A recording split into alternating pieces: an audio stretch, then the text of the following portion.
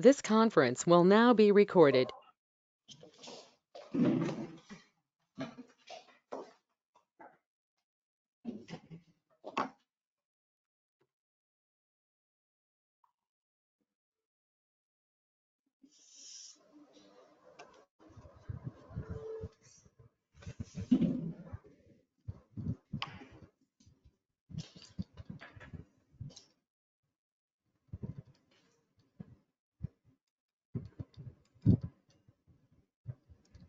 Okay, can you hear me?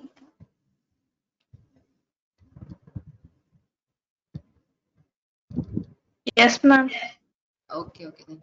Shall I start the class? Should I wait for 1 more 2 minutes? Ma'am, join అవుతున్నారు ma'am. ఏంటమ్మా?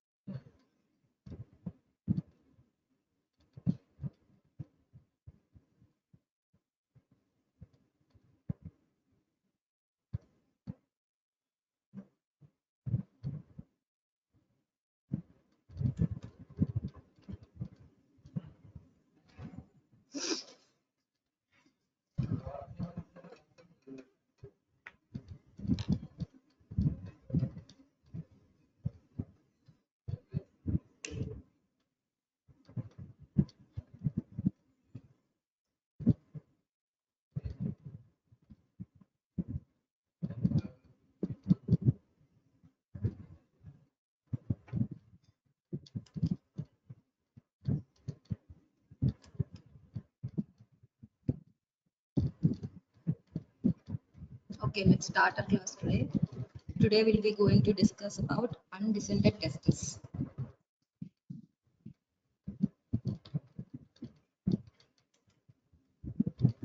So how are we going to discuss under the headings introduction, definitions, embryology and testicular descent, factors helping in testicular descent, classification of cryptorchism, diagnosis and treatment. First, coming to introduction, cryptorchism is one of the most common congenital anomalies occurring in 1% to 45% of preterm and 1% to 4% of full-term newborn babies. Sorry, boys. By 32nd week, testes usually reach the superficial ring and 96% of testes descend to scrotum by birth. If the testis is undescended at birth, descent occurs during the first 6 months of postnatal period due to the hormonal surge. Even then, if testes are left undescended, microscopic pathological changes sets in from 1 to 2 years that includes loss of Leydig cells, degeneration of the Sertoli cells, and decrease in spermatogenesis, causing infertilities. So, the higher the testis, the greater the degree of histological changes. These histological changes first causes infertility, later it also causes malignancies. When left untreated, it causes deleterious effect on testis and landing the child as infertile. There is also an increased risk of testicular torsion and even malignancies. You have to remember this in complication of undescended testis. So what are the definitions? Undescended testis or cryptorchism is the absence of one or both testes in normal scrotal position. So what is congenital and what is acquired? Congenital is testes that are extrascrotal at birth. Acquired is defined as the cryptorchis testes that were previously documented as scrotal at the previous examination without intervening inguinal surgery. Previously it will be in the scrotum, later it is not found in the scrotum. This is acquired. Secondary cryptorchism and testicular retraction have been used to describe testes that are suprascrotal after inguinal hernia repair and as a complication of orchidopexy. Retractile testes are scrotal testes that retract easily out of the scrotum but can be manually replaced in the stable scrotal position and remain there at least temporarily until there is recurrent stimulation. Okay, so the secondary cryptorchism or testicular retraction and retractile testis is different. Okay, secondary cryptorchism is it is found in the suprascrotal. It will not come into the scrotal, but this retractile testis comes to the scrotal position. The test used for retractile testis is chair test. So what is ectopic testis? If this testis is found in other places than the normal descent of the testis places, then it is called as retractile testis, sorry, ectopic testis. So what are the other positions where it can be found? Peripenal,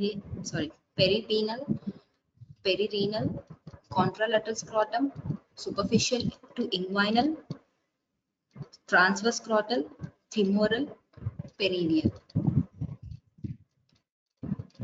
So these are the positions of ectopic. So coming to testicular descent. Testicular descent is necessary for normal spermatogenesis, which requires 2 degrees Celsius to 3 degrees Celsius cooler than scrotal environment.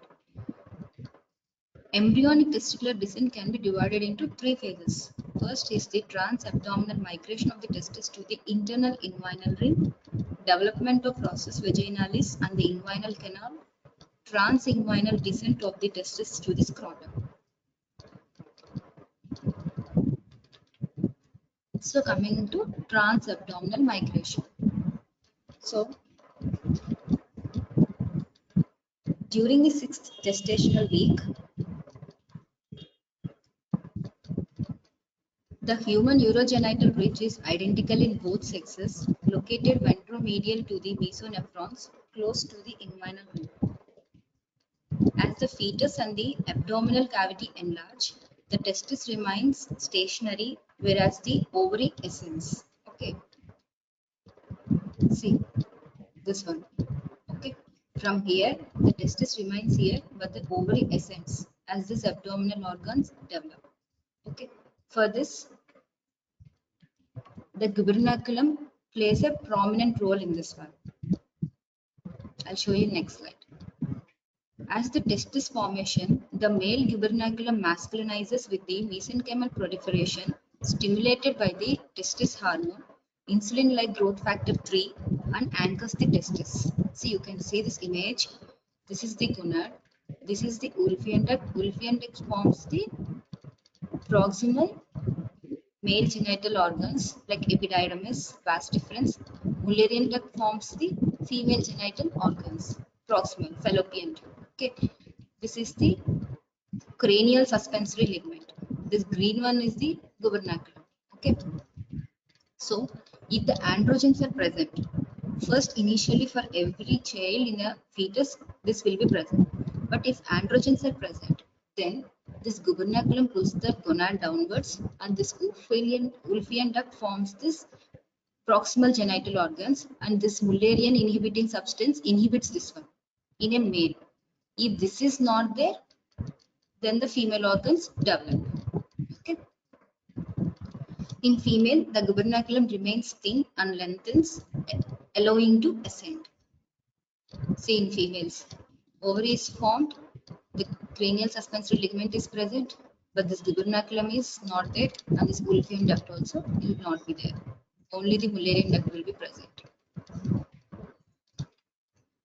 So this sexually dimorphic outgrowth of the gubernaculum in males is the hallmark event during the male transabdominal phase. Next, how this process vaginalis is formed.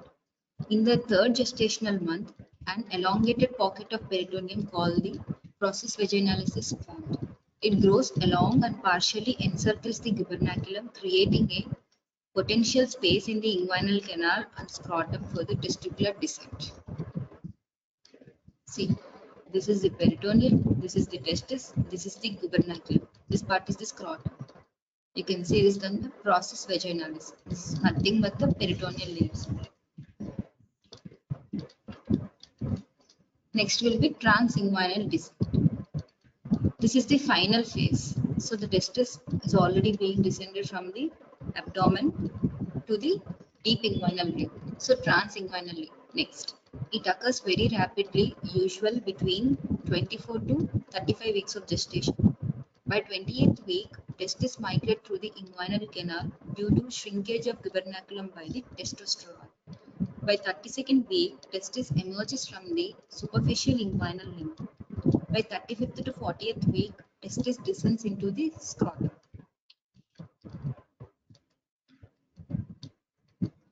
About two-thirds of the cryptorchid neonates have spontaneous postnatal testicular descent within 6 months. If so, this will be more commonly seen in the premature baby. So in premature baby, usually the testis might not be descended into the scrotum. But after the birth, due to the testosterone, it can descend. So what are the factors? First will be the hormonal factors. Next is the mechanical factors. Coming to hormonal factors, androgens and androgen receptor, insulin-like factor 3 and its receptor, estrogens, anti-Mullerian inhibiting substance, calcitonin gene-related peptide, epidermal growth factors. Mechanical factors include increased abdominal pressure and the gubernaculum.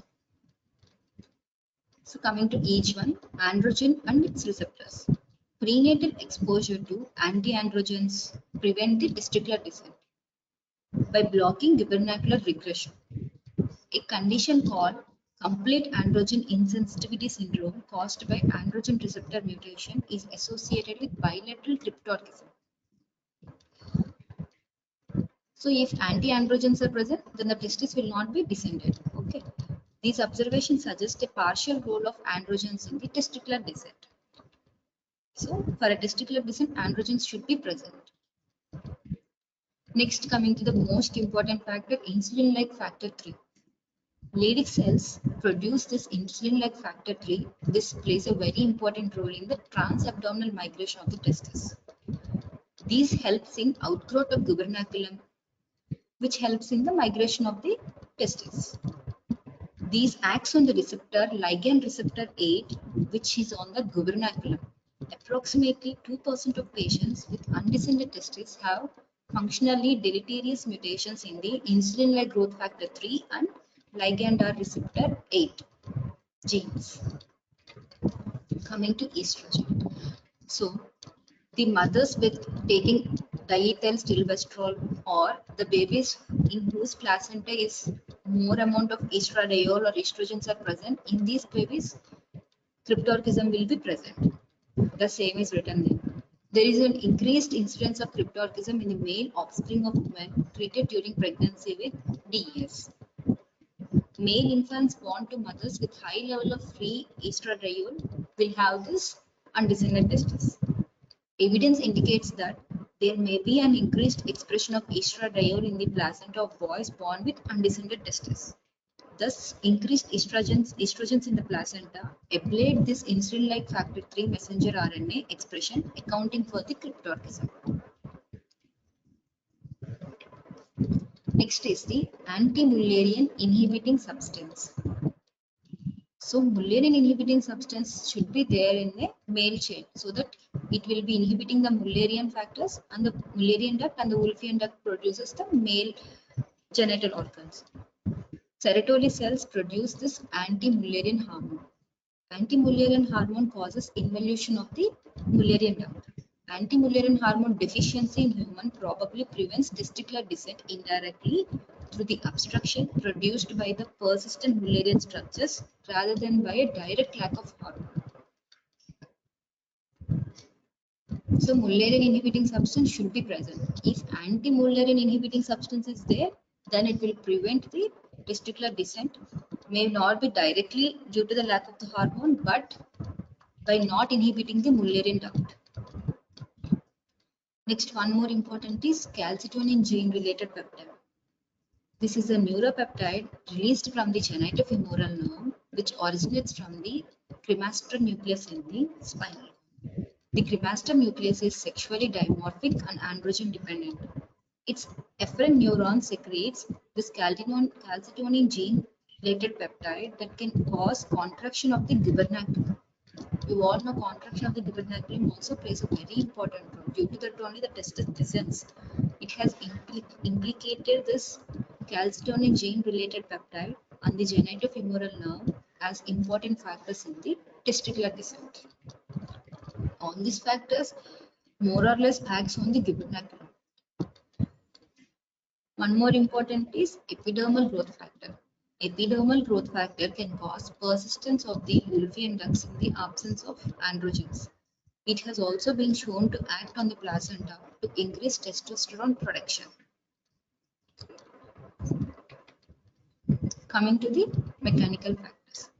So you all saw what are the hormonal factors which acts for this design. So coming to the mechanical, what are the mechanical factors? The most common mechanical factor you all saw that like insulin like insulin like hormone 3, next growth calcitonin gene peptides, everything acts on this gubernaculum. So the most important mechanical factor is the gubernaculum. This begins as a mesenchymal band that originates on the lower pole of the testis and inserts in the scrotum. One more important, as we have already previously discussed, is the increase in the intra-abdominal pressure. This is responsible for the testicular descent. So, clinically, males with prune belly syndrome and other abdominal wall defects such as gastroschisis, omphalocele, or umbilical hernia, these have cryptorchism.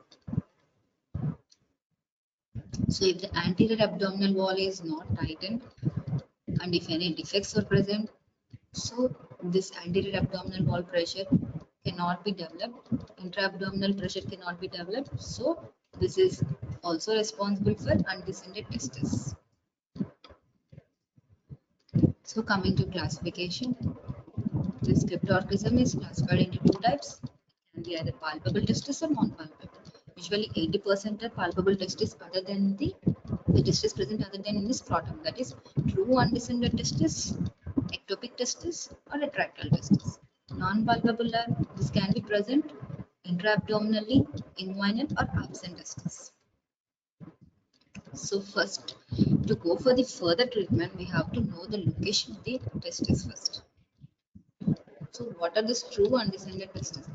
A true undescended testis is a testis halted along its natural path of the descent. So we have already seen what is the path of the descent of the testis. So if anywhere in this descent the testis is halted, then it comes under true undescended testis. Depending on its location, it may or may not be palpable. Okay, if it is in the superficial inguinal ring, maybe you can palpate. If it is deep to deep inguinal ring, then you cannot be palpated. So it can be either palpable or not palpable.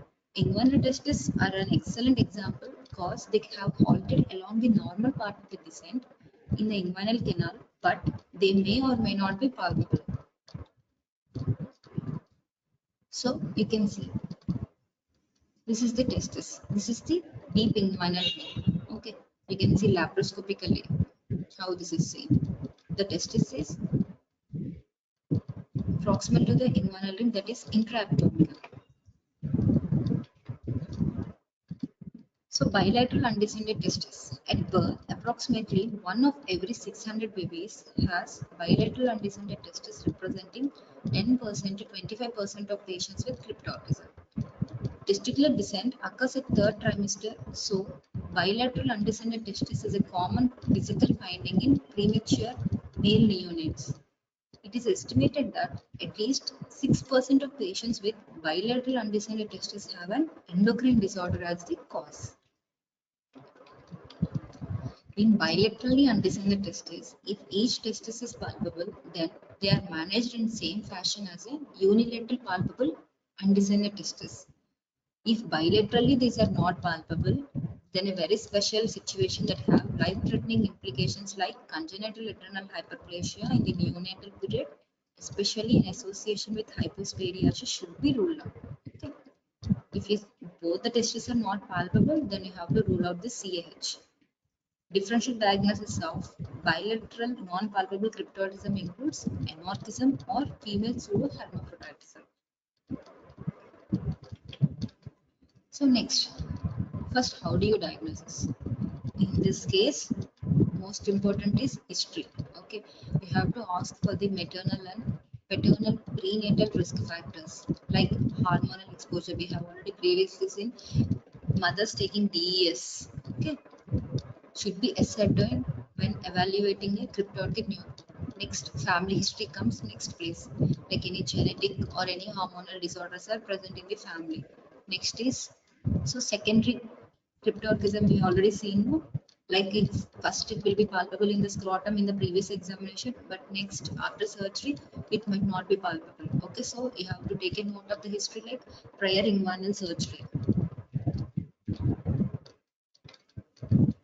Coming to physical examination, so you have to examine first from the scrotum, the genital should be examined for hypospadiasis. Testicular examination of the infant requires two hands technique. One hand should start at the hip and gently sweep along the inguinal canal. So if any testis is present in the inguinal canal, you can palpate it. Okay. A true undescended inguinal testis will be felt to pop under the fingers during this maneuver.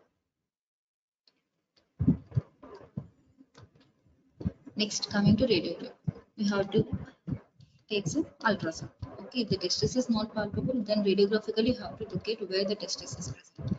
Radiographic studies are often employed to localize and assess the presence or absence of a testis.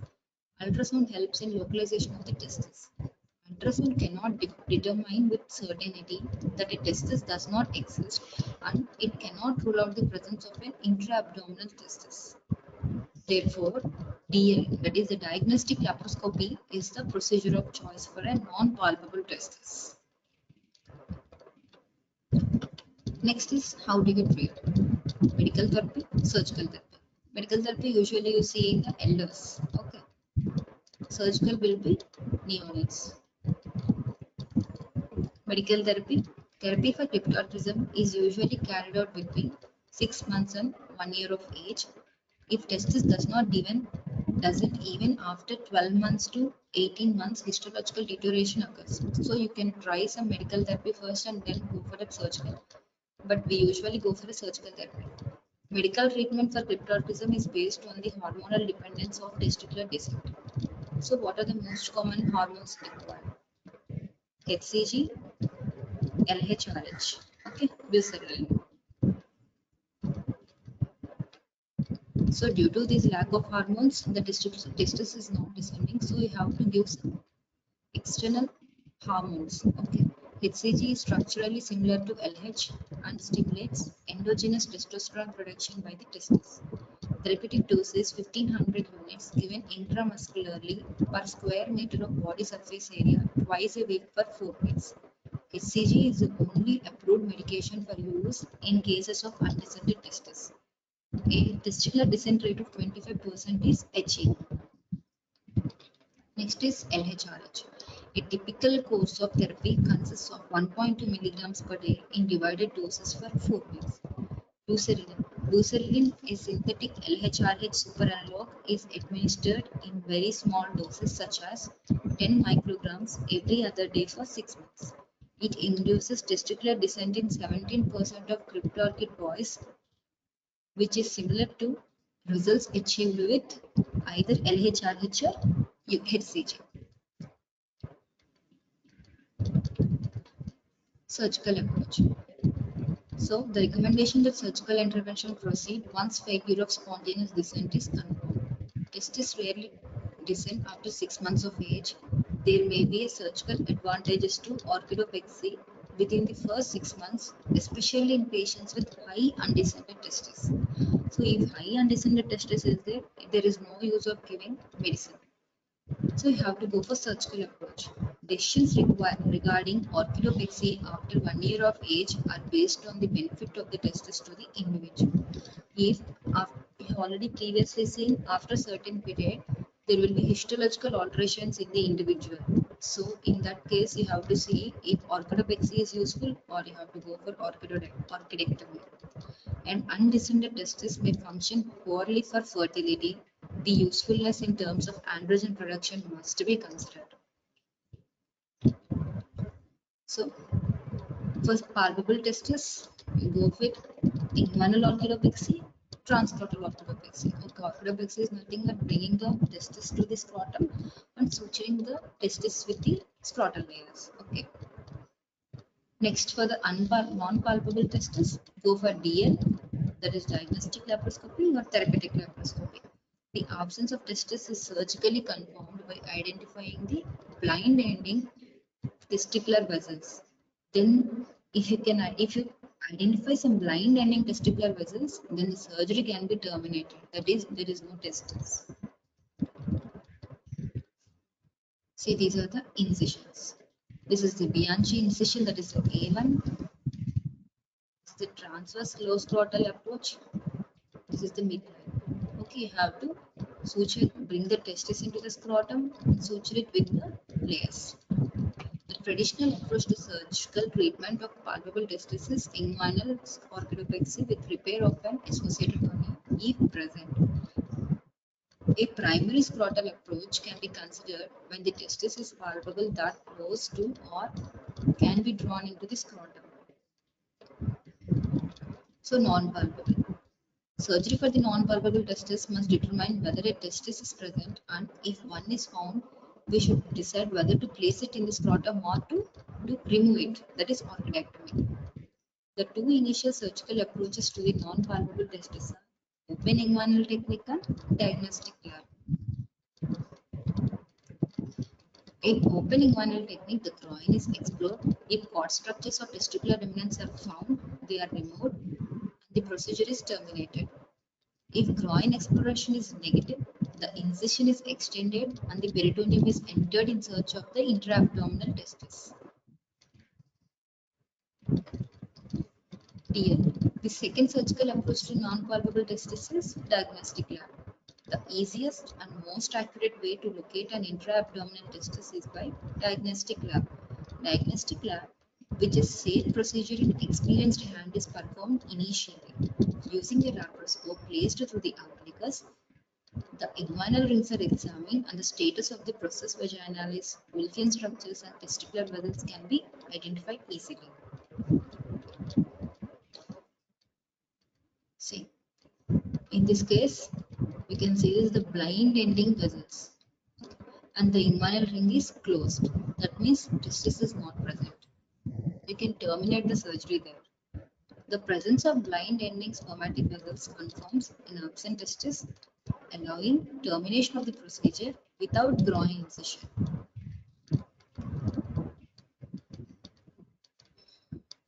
If the vas and spermatic vessels exit the internal ring, groin pressure can be applied to express, say, canalicular testis back into the abdomen. If not, inguinal and scrotal exploration for a testis or testicular remnant should be performed.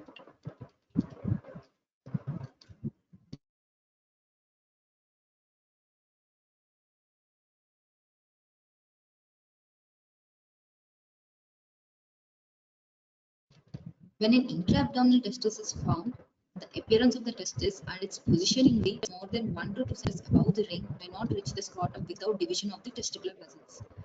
Abnormal testes and those that are clearly dissociated from the vas deferens and epididymis can be removed. This one, testis. Therapeutic. There are three laparoscopic procedures that are commonly performed to treat the intra-abdominal testis. One is the primary one-stage orchidopexy with preservation of spermatic vessels. Second one is the orchidectomy. Third is the Fowler's-Stephens orchidopexy. It has two stages. If the testis is high above, that we cannot bring in a single sitting the testis to the scrotum, then we'll go for two stages. Okay. The first stage will be the division of the spermatic vessels. So by this division, we can lengthen the vas deferens and the spermatic vessels can be divided so that we can bring some of the testis to some length. After that, in the second stage, we have to bring this testis again to the scrotum and then we can do orchidopexy for lengthening. So, if undescended testis is remain, what are the complications? Infertility, it might change chances of tumor, inguinal hernia, and testicular torsion. Okay, thank you.